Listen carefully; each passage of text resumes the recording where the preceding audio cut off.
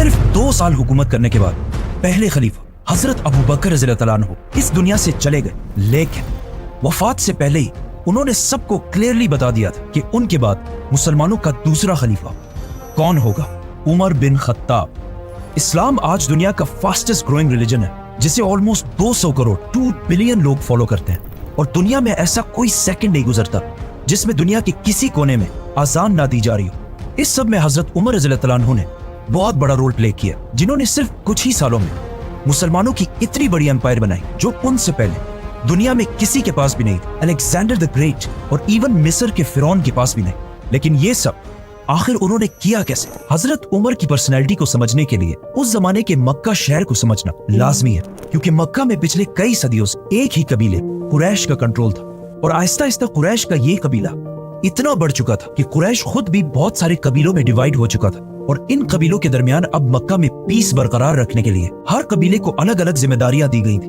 कुरैश के 3 सबसे ताकतवर कबीले थे, जिसमें रसूलुल्लाह सल्लल्लाहु अलैहि वसल्लम के कबीले बनु हाशिम के पास कुरैश की रिलीजियस पावर थी, क्योंकि मक्का काबा की वजह से अरब के रिलीजन का सेंटर था। और बनु हाशिम के लीडर्स थे अब्दुल मुत्तलिब और उनके बाद अबू तालिब। कुरैश का दूसरा ताकतवर कबीला था बनु उमैया। ये कबीला कुरैश में सिर्फ और सिर्फ एक चीज की वजह से मशहूर था, पैसा। इसीलिए मक्का की सारी इकोनॉमी यही फैमिली बनु उमैया कंट्रोल करती थी, और इस कबीले का लीडर था अबू सुफियान। एंड लास्टली कुरैश का तीसरा पावरफुल कबीला बनु मखजूम था, जो मक्का में वॉरियर्स की फैमिली थी। इसीलिए मक्का में हर वॉर जंग की प्लानिंग यही फैमिली किया करती थी, और सबसे ज्यादा हथियार भी इसी फैमिली के पास होते थे। और बनु मखजूम का लीडर सबसे पावरफुल लीडर्स में से होता था, जिनमें से एक को अबू जहल के नाम से जाना जाता है। लेकिन हजरत उमर रज़ी अल्लाह अन्हु का ताल्लुक इन तीनों कबीलों में से एक के साथ भी नहीं था। उनका ताल्लुक कुरैश के एक दूसरे कबीले बनु अदी से था, जो कुरैश के एम्बेसडर्स का कबीला था। मतलब कुरैश का तर्जुमान, स्पोक्स पर्सन ज्यादातर इसी कबीले से होता था। और जब भी कुरैश के आपस में कभी लड़ाइयाँ होती थी, उन लड़ाइयों को भी यही कबीला हल किया करता था, और इनका लीडर था खत्ताब, हजरत उमर रज़ी अल्लाह अन्हु के वालिद। इसीलिए हजरत उमर की पर्सनैलिटी की ये साइड कि वो किसी भी बड़े मसले को बहुत ही आसानी से बातचीत और डिबेट के साथ हल कर लिया करते थे। उन्हें अपने वालिद के कबीले बनु अदी से मिली। लेकिन हजरत उमर रज़ी अल्लाह अन्हु की पर्सनैलिटी का एक दूसरा एंगल भी था, जो हम सब बार बार सुनते रहते हैं कि वो बहुत ही गुस्से वाले इंसान थे, और बात बात पर दूसरे का सर काटने के लिए तैयार हो जाते थे। हजरत उमर की पर्सनैलिटी का ये ट्रेट उन्हें अपनी वालदा हंतमा बिनते हिशाम से मिला था, जिनका ताल्लुक बनु अदी से नहीं बल्कि बनु मखजूम से था, जो कुरैश के वॉर और जंग को संभाल। इस बनु मखजूम के कबीले के माइंडसेट को समझने के लिए यही काफी है कि इस कबीले से हजरत उमर रज़ी अल्लाह अन्हु के कजन का नाम खालिद बिन वलीद था। मतलब हजरत उमर रज़ी अल्लाह अन्हु लोगों को बातचीत से अच्छी तरह समझाना अपने वालिद से सीखा, और जो लोग बातों से ना समझे उन्हें डंडे और तलवार से समझाना उन्होंने अपने वालदा के खानदान से सीखा। रसूलुल्लाह सल्लल्लाहु अलैहि वसल्लम की जिंदगी के बारे में बहुत सारे बुक्स और बहुत सारे लेक्चर्स हैं, लेकिन उन्हें सुनने और पढ़ने में हमेशा एक बहुत बड़ा मसला होता है कि आखिर इन सारे वाकयात में कौन सा वाकया कब पेश आया था। इसीलिए ज्यादातर लोग कंफ्यूजन में पड़ते, स्पेशली बच्चे। इसी मसले को हल करने के लिए house of books has launched prophet Muhammad series, जिसमें आप सल्लल्लाहु अलैहि वसल्लम की जिंदगी के बारे में ऑथेंटिक सोर्सेज के साथ सारे वाकयात लिखे हैं। And what I like the most about this कि इस सीरीज में सारे वाकयात को छोटे छोटे बुक्स में डिवाइड किया गया, और हर बुक के ऊपर उसका अपना नंबर है, ताकि कोई भी स्पेशली बच्चे अगर इसे पढ़े तो एक सीक्वेंस के साथ आप सल्लल्लाहु अलैहि वसल्लम की जिंदगी को प्रॉपर्ली समझ सके। House of books profit series, link in the description. दुनिया के सबसे बड़े बादशाह खलीफा बनने के बाद एक दिन हजरत उमर मक्का के उस इलाके से गुजरे जहां वो बचपन में ऊंट चराया करते थे, और फरमाया कि अल्लाह की क्या शान है कि मेरी जिंदगी में एक वक्त ऐसा था कि मैं यहाँ ऊंट चराया करता था, और सिर्फ थोड़ी सी गलती पर भी मेरा बाप मुझे बहुत मारा करता था, और आज ऐसा दिन है कि मेरे और अल्लाह के दरमियान दुनिया में कोई भी नहीं। मतलब उस वक्त हजरत उमर रज़ी अल्लाह अन्हु दुनिया की सबसे बड़ी एम्पायर के लीडर और दुनिया के सबसे ताकतवर इंसान बन चुके थे। उनसे पावरफुल कोई भी नहीं था सिवाय अल्लाह के। हजरत उमर रज़ी अल्लाह अन्हु मक्का में आप सल्लल्लाहु अलैहि वसल्लम से 12 साल बाद पैदा हुए, और जवानी में बहुत टॉल और मस्कुलर होने की वजह से बहुत जल्द ही मक्का के सबसे ताकतवर रेसलर बन गए। मतलब कहा जाता है कि जब वो किसी ग्रुप में चल रहे होते थे तो ऐसा लगता था कि बाकी सारे जमीन पर चल रहे हैं और वो ऊंट पर बैठे हुए। मतलब आज के जमाने में अगर देखा जाए तो ऑलमोस्ट 6 फुट 6 इंच या 6 फुट 7 इंच की हाइट। फॉर एग्जाम्पल ये है नरेंद्र मोदी, एवरेज हाइट, और इनके पास खड़े ये हैं कतर के अमीर तमीम बिन हमाद। हजरत उमर और बाकी एवरेज लोगों में भी इतना ही हाइट डिफरेंस होता होगा या फिर इससे भी ज्यादा। इस सब के बाद आहिस्ता आहिस्ता हजरत उमर रज़ी अल्लाह अन्हु अपने कबीले बनु आदी की लीडरशिप संभालने लगे और मक्का के बड़े बड़े सरदारों के साथ मीटिंग्स में बैठने लगे और कुछ ही अरसे में कुरैश के सबसे टैलेंटेड एम्बेसडर बन गए। और इसके साथ ही उन्होंने अपना इंपोर्ट एक्सपोर्ट का बिजनेस भी स्टार्ट किया, जिसमें वो मक्का, यमन, सीरिया के बीच हर वक्त ट्रैवल करते रहते थे। और जब फाइनली हजरत उमर रज़ियल्लाहु अन्हु की एज 27 हुई तो मक्का में रसूलुल्लाह सल्लल्लाहु अलैहि वसल्लम ने नबूवत का ऐलान कर दिया और इस्लाम की दावत देना शुरू कर दी। लेकिन हजरत उमर रज़ियल्लाहु अन्हु ने कुरैश का एम्बेसडर और स्पोक्स पर्सन होने की वजह से इस्लाम की पहले सख्त मुखालफत और मुसलमानों के खिलाफ अपने मामू अबू जहल के साथ खड़े हो गए।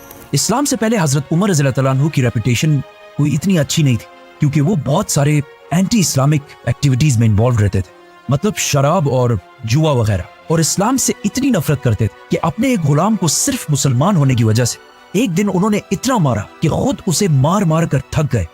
लेकिन जैसे जैसे वक्त गुजरता गया, आहिस्ता आहिस्ता हजरत उमर रज़ियल्लाहु अन्हु की पोजीशन मुसलमानों के बारे में थोड़ी बदलने लगी।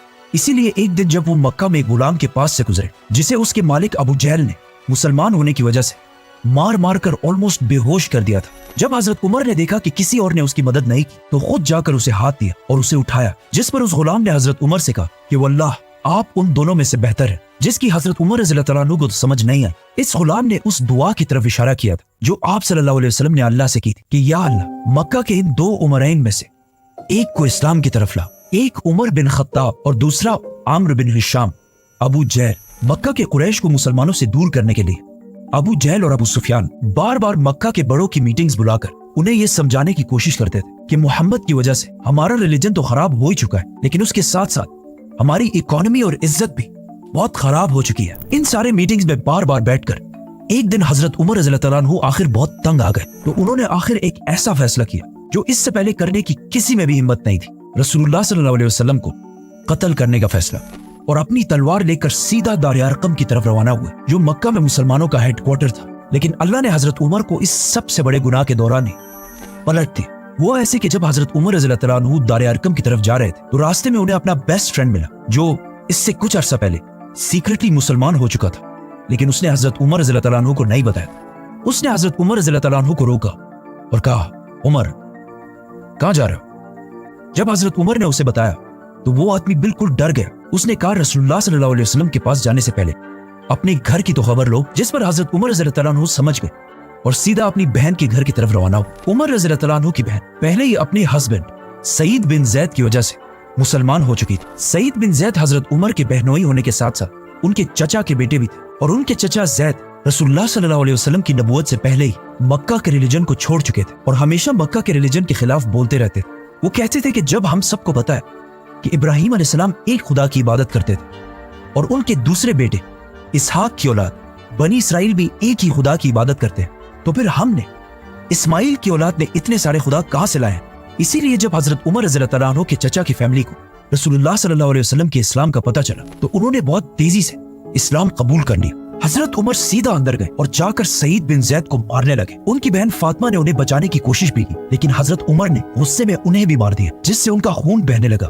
तो हजरत उमर ने जब अपनी बहन का खून देखा तो उनको आखिर तरस आया और कहा, मुझे कुरान दिखाओ कि आखिर इसमें लिखा क्या है। और फिर कुरान पढ़ने के बाद फाइनली वो मुसलमान हो गए। ये सारी स्टोरीज हाउस ऑफ बुक्स की प्रॉफिट मोहम्मद सीरीज में डिटेल से मेंशन है। इस्लाम कबूल करने के बाद वो दोबारा दार अरकम की तरफ रवाना हुए, लेकिन वहाँ अब तक किसी को भी पता नहीं था कि हजरत उमर इस्लाम कबूल कर चुके। तो जब उन्होंने हजरत उमर को बाहर तलवार लेकर खड़ा हुआ देखा तो कुछ मुसलमान तो बिल्कुल डर गए, लेकिन हजरत हमजा रज़ियल्लाहु अन्हु ने कहा, जो इससे कुछ ही अरसा पहले मुसलमान हुए थे, उन्होंने कहा कि उमर को आने दो, अगर उसकी नीयत साफ है तो ठीक है, लेकिन अगर उसकी नीयत सही नहीं है तो मैं उसी की तलवार से उसकी गर्दन उड़ा दूंगा। हजरत उमर अंदर आए तो आप सल्लल्लाहु अलैहि वसल्लम ने उनसे पूछा कि उमर, क्या अब भी वक्त नहीं आया कि तुम सच को समझ सको? जिस पर हजरत उमर ने आप सल्लल्लाहु अलैहि वसल्लम और बाकी सारे मुसलमानों के सामने इस्लाम कबूल कर लिया, जिस पर वहां मौजूद सारे मुसलमान जोर जोर से अल्लाह अकबर के नारे लगाने लगे। अकॉर्डिंग टू मैनी सोर्सेस ये नबूवत का 6वां साल था और हजरत उमर की एज 32 या 33 साल थी। और अब हजरत उमर रज़ियल्लाहु अन्हु के साथ मक्का में मुसलमानों की तादाद 50 हो चुकी थी, जिनमें से 40 मर्द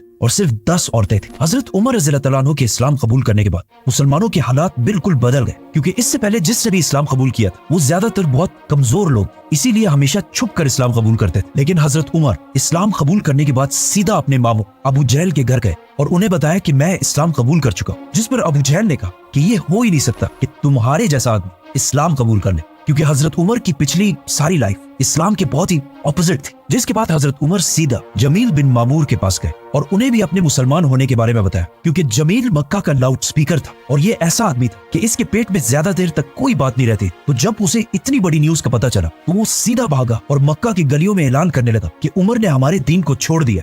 हजरत उमर से पहले मुसलमान मक्का में छुप छुप कर नमाज पढ़ा करते थे, लेकिन हजरत उमर के बाद अब सारे मुसलमान सबके सामने खुलकर नमाज पढ़ने लगे और इवन काबा के अंदर जाकर भी नमाज अदा करने लगे। इस सब के बाद हजरत उमर रज़ियल्लाहु तआला अन्हु ने अपनी सारी जिंदगी आप सल्लल्लाहु अलैहि वसल्लम और इस्लाम के लिए वक्फ कर दी और कुछ अरसे बाद मुसलमानों के साथ मक्का में अपने खानदान और सारी ताकत छोड़कर मदीना की तरफ हिजरत कर गए। मदीना आने के बाद आप सल्लल्लाहु अलैहि वसल्लम ने मक्का के मुहाजिरीन को, जिनके पास ना कोई घर ना कारोबार कुछ भी नहीं था, उनको एक एक अंसार के घर में सेटल किया। हजरत उमर भी एक अंसारी के साथ सेटल हुए और इन दोनों ने अपने टाइम को ऐसे डिवाइड किया कि एक दिन वो साहबी आप सल्लल्लाहु अलैहि वसल्लम की खिदमत में हाजिर होते और हजरत उमर उनका बिजनेस संभालते और फिर दूसरे दिन हजरत उमर आप सल्लल्लाहु अलैहि वसल्लम के पास जाते और वो साहबी बिजनेस को चलाते। हिजरत के सिर्फ 2 साल बाद जंग बदर में हजरत उमर हजरत हमजा की लीडरशिप में जंग में शामिल रहे। जंग जीतने के बाद हजरत उमर की राय ये थी कि हमें कैदी नहीं रखने चाहिए, लेकिन आप सल्लल्लाहु अलैहि वसल्लम और अबू बकर की राय इसके ऑपोजिट थी। जिसके बाद कुरान की एक आयत नाजिल हुई जिसमें क्लियरली हजरत उमर की राय को प्रेफर किया गया। इस डिसीजन और बाकी कुछ डिसीजंस की वजह से हजरत उमर का नाम अल फारूक रखा गया, व्हिच मींस हक को पहचानने वाला, सच का साथ देने वाला। बदर के 1 साल बाद ओहद की जंग और उसके बाद खंदक की जंग में भी हजरत उमर मुसलमानों की फौज में रहे और उसके बाद सुलह हुदैबिया के मौके पर आप सल्लल्लाहु अलैहि वसल्लम ने हजरत उमर को मक्का वालों से डील करने को कहा, लेकिन हजरत उमर ने यह मशवरा दिया कि आप मेरे बजाय हजरत उस्मान को डील करने के लिए भेजे, क्योंकि अब हजरत उमर रज़ियल्लाहु तआला अन्हु के मामू अबू जहल मर चुके थे और उनके बाद मक्का का नया पावरफुल सरदार अबू सुफियान जो हजरत उस्मान की कबीले वाला था, जिसे हम इस वीडियो में पूरा एक्सप्लेन कर चुके। जिसके बाद मक्का वालों ने मुसलमानों के सामने एक ऐसी डील रखी जिसे देखकर लग रहा था कि मुसलमान इसे साइन करके बहुत बड़ी गलती करेंगे, लेकिन आप सल्लल्लाहु अलैहि वसल्लम ने सहाबा की राय को छोड़कर इस डील पर मोहर लगा ली, जिस पर कुछ सहाबा बहुत ही कंफ्यूज और नाराज हुए, जिनमें से एक हजरत उमर रज़ियल्लाहु तआला अन्हु भी थे। वो सीधा आप सल्लल्लाहु अलैहि वसल्लम के पास गए और उनसे पूछा कि क्या आप सच्चे नबी नहीं है? तो आप सल्लल्लाहु अलैहि वसल्लम ने कहा बिल्कुल। तो हजरत उमर ने कहा कि क्या हमारे दुश्मन काफिर नहीं है? तो आप सल्लल्लाहु अलैहि वसल्लम ने कहा बिल्कुल। जिस पर हजरत उमर ने कहा तो फिर क्यों हम उनकी हर बात मान रहे हैं, क्यों हम इनके सामने कमजोर बन रहे हैं? जिस पर आप सल्लल्लाहु अलैहि वसल्लम ने कहा कि मैं अल्लाह का रसूल हूं और मैं अल्लाह के हुक्म के खिलाफ कोई काम नहीं करता। इससे हजरत उमर खामोश हो गए। जिसके बाद आइंदा आने वाले कुछ सालों में जब उन्होंने देखा कि बहुत सारे लोग सुलह हुदैबिया की वजह से इस्लाम की तरफ आने लगे, तो उन्हें आप सल्लल्लाहु अलैहि वसल्लम के फैसले की समझ आई और फिर हमेशा अपने इन बातों की वजह से अल्लाह से माफी मांगते रहे।